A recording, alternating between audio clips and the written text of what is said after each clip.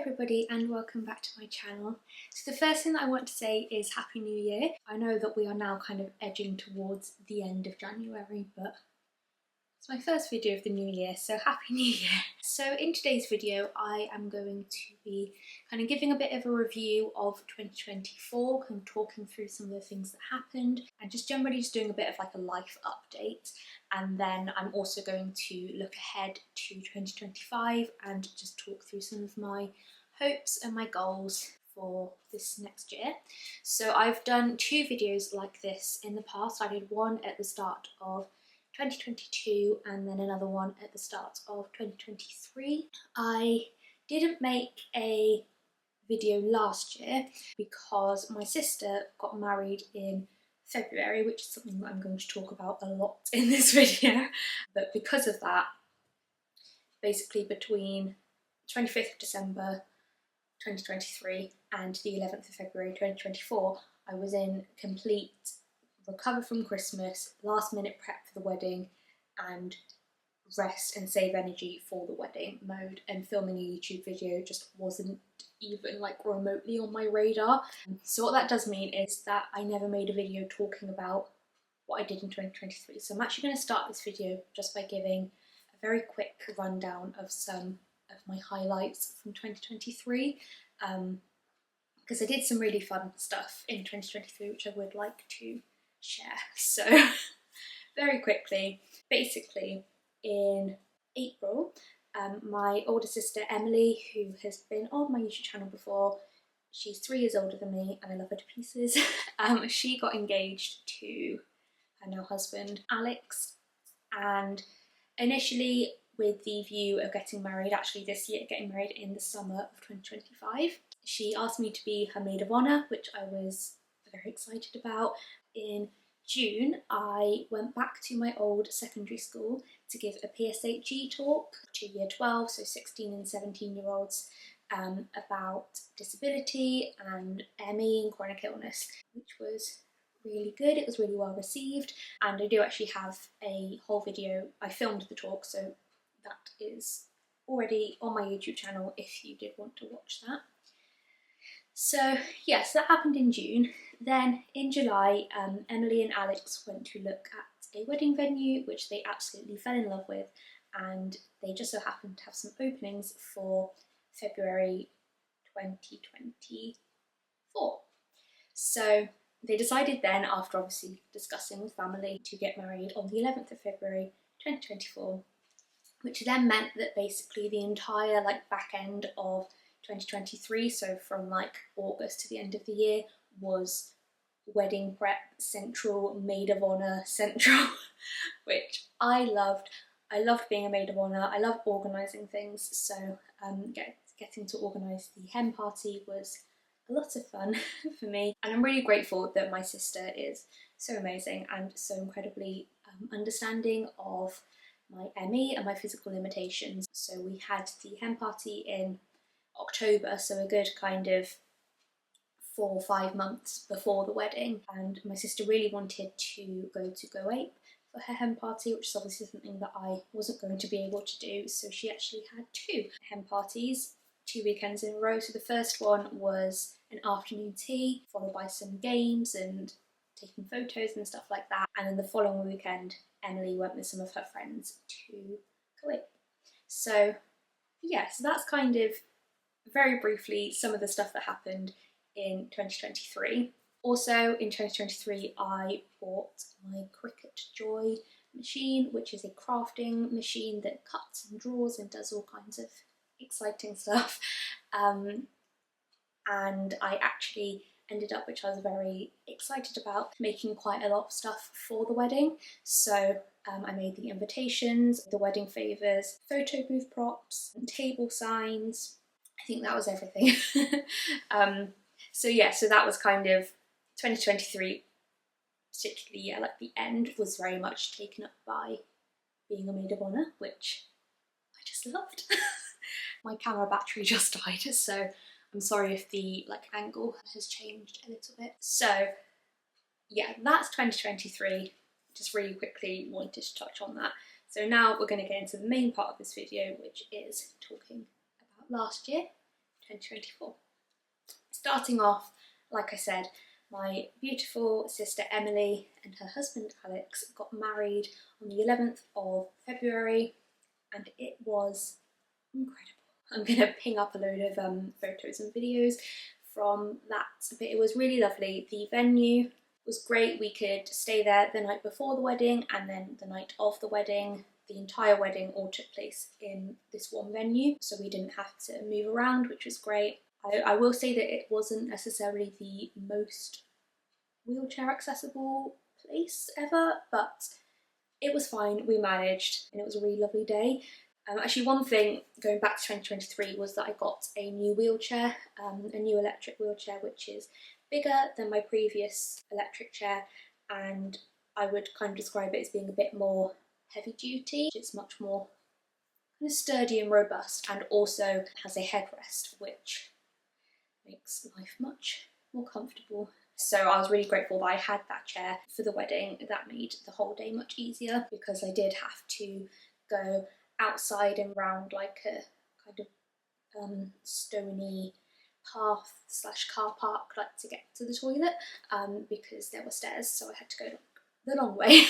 But it was fine. None of that really mattered, because it was just the most incredible day, and a day that brought me so much joy and continues to bring me so much joy. I'm just going to kind of gush for a minute about the wedding. Not only just the fact that my sister got married, which was just incredible in itself, and not even just the fact that I was a maid of honour, but all the other stuff that I was so lucky to do, like I talked about with making various bits and pieces. I think a lot of people who also have ME, particularly kind of moderate to severe, will probably understand me when I say that so often you can kind of feel like you're not really living, you're just sort of existing, surviving, and just kind of going through the motions, just trying to make it through each day without being completely exhausted and in too much pain. And I was just kind of feeling like I was just kind of floating along. I didn't really feel like I had any real like purpose or direction.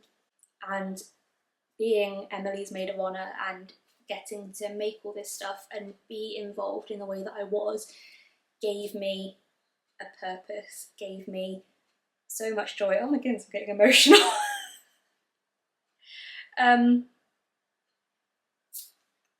Yeah, it just like made me feel alive emotionally and mentally in a way that I hadn't for quite a while.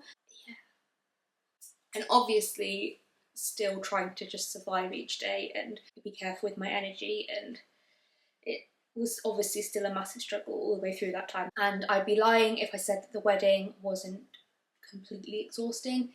It was more exhausting than I can really put into words. I was in a lot of pain, and yeah, physically it was extremely, extremely tough. And it's something that I am still very much recovering from now. I'm not going to kind of go through all the ways in which I'm still recovering, but people that know me and people that kind of a part of my life will know some of the extent to which I am still recovering from the wedding now, almost a year on. But like I said, mentally and emotionally, it brought me huge amounts of joy and happiness that kind of make the crash worth it. Yeah. Something else which I would actually like to talk about to do with the wedding and kind of mental health and stuff like that was that right from even before Emily got engaged, I always had in my head that I really wanted to be able to walk down the aisle. That's something which I was really desperate to do, and as the wedding got closer, it became clear that that was just not going to be an option.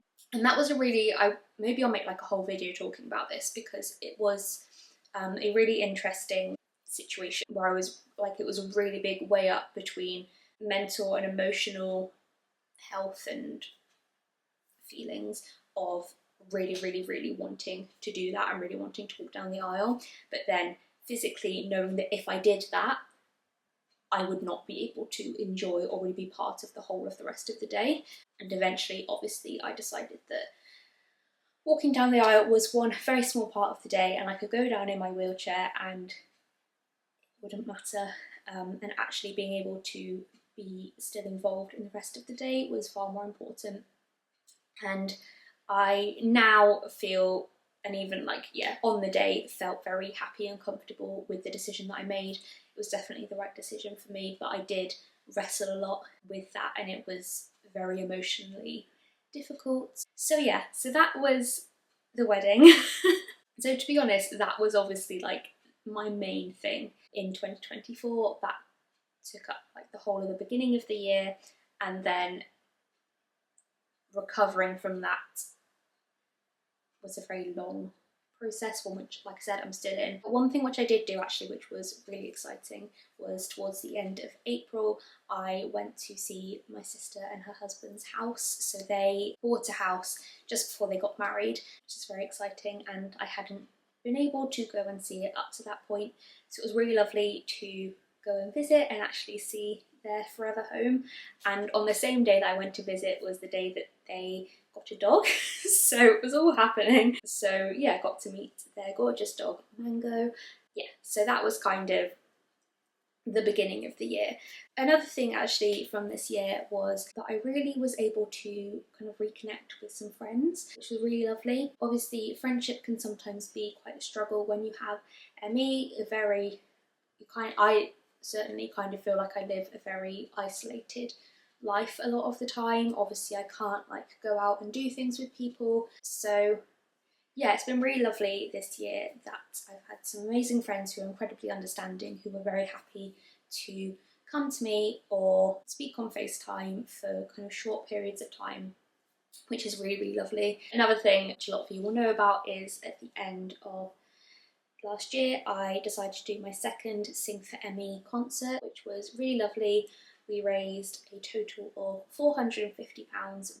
Yeah, so that was 2024 in a nutshell. Like I said, obviously my ME took a bit of a hit post-wedding, and yeah, like I said, it's something that I'm still working on now, and it has been, I'm not gonna lie, it has been frustrating kind of having to feel like my recovery has gone backwards a bit and kind of trying to build it up, but maybe not being able to build back up as quickly as I thought I would, or as I would have liked to. I'm just going to very quickly look at some of the goals that I set for myself at the start of 2024. Top of my list was to survive and enjoy the wedding. We've talked about that. Another one was to read more. This is something which I am really grateful that I was able to do. Reading for a long time was a really big struggle for me with kind of cognitive energy and brain fog. It's something that is difficult, but I'm really grateful that I'm beginning to find that easier to do. So yeah, so that was very good. Other thing was to set up my craft corner, which I did. I now have a little corner in the lounge which has all of my craft stuff, which is really lovely and means that I just have somewhere where I can sit and do crafting, which is something that brings me an indescribable amount of joy and happiness. So yeah. Something which I did have was to increase my walking distance to 5 metres. I was unable to achieve that. So I think my walking distance currently sits at probably around 2 metres with crutches or just holding on to walls and banisters and whatever I can find around me. One of my goals was to keep working on my confidence. Again, if you've watched these videos before, you will know that that has been a goal of mine for a long time, and I actually ticked this off as I did. I wouldn't say that I'm necessarily where I'd like to be confidence-wise, but I definitely feel like I made some good progress last year in terms of my self-confidence, which is really lovely. And then my final goal was to visit Emily in her house, which again I was able to do. So yeah, so that is 2024, nicely kind of tied up in a bow.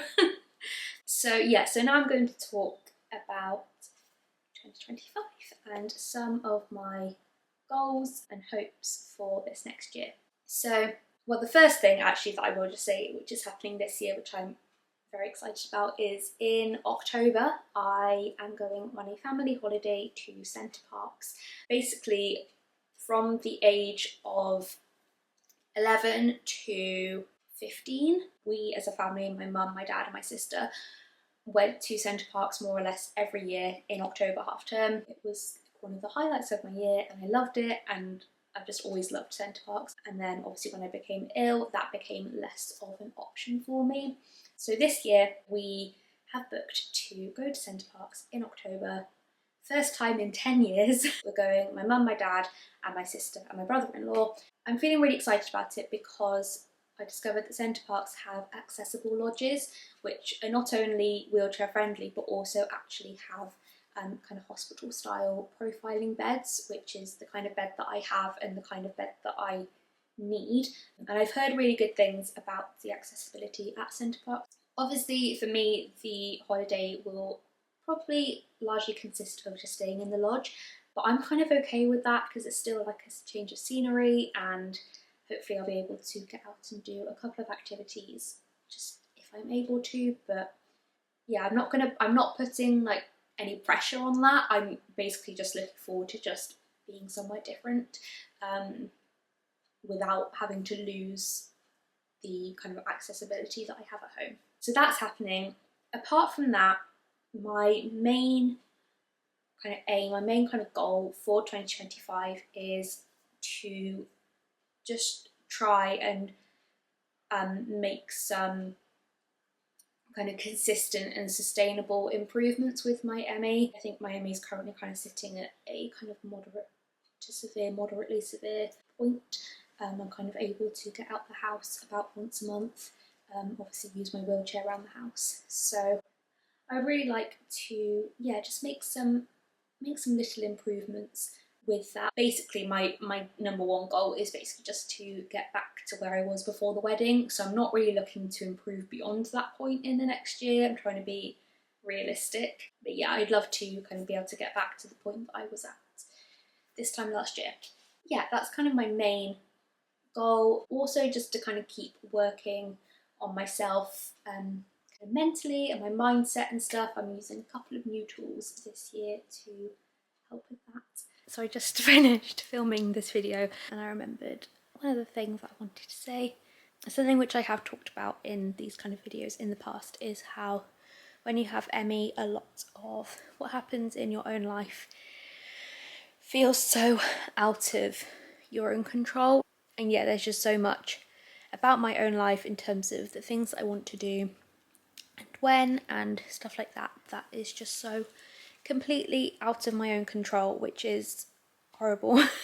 So something which I have kind of been working on for quite a few years now is taking control of the things that I can. So one thing which I talked about a lot in the past was getting a really good skincare routine so that I could take care of my skin as something that I could do. And same with my hair. So over the past couple of years I have developed really good hair care and skincare routines, and yeah, that's kind of where I'm talking about wanting to like work on my mindset and my confidence. That's kind of as something that I can control and something that I can actually kind of take the lead on. Yeah, so yeah, I just wanted to say that. That's like one of the big reasons that I really do want to kind of work on my mindset and kind of, yeah, my mental health, just as something that I can do something about. So yeah, just wanted to add that in here. So that's it, I think. I feel like I've been talking for a very long time. I feel a bit, I'm very worn out. But yeah, I hope that you have found this video interesting. If you have any questions for me about the past year or about this year that I haven't really answered in this video, then let me know down in the comments. Also, I'm really hoping to be able to post more on YouTube this year. So yes, if you have any videos that you would like to see, then again, do let me know. Can't make any promises. As I've said many times before, making YouTube videos, kind of planning them, filming them, editing them, does take a huge amount of mental but also physical energy. I think probably more than a lot of people would possibly kind of realise, and because of that I can't make videos all the time. But yeah, I would love to hopefully make some more YouTube videos this year, see what happens. But yeah, I hope that you have enjoyed this video. If you did, please do give it a thumbs up. And also please do subscribe to the channel if you haven't already. That would really mean a lot to me. And I will see you all again hopefully soon with another video. Bye!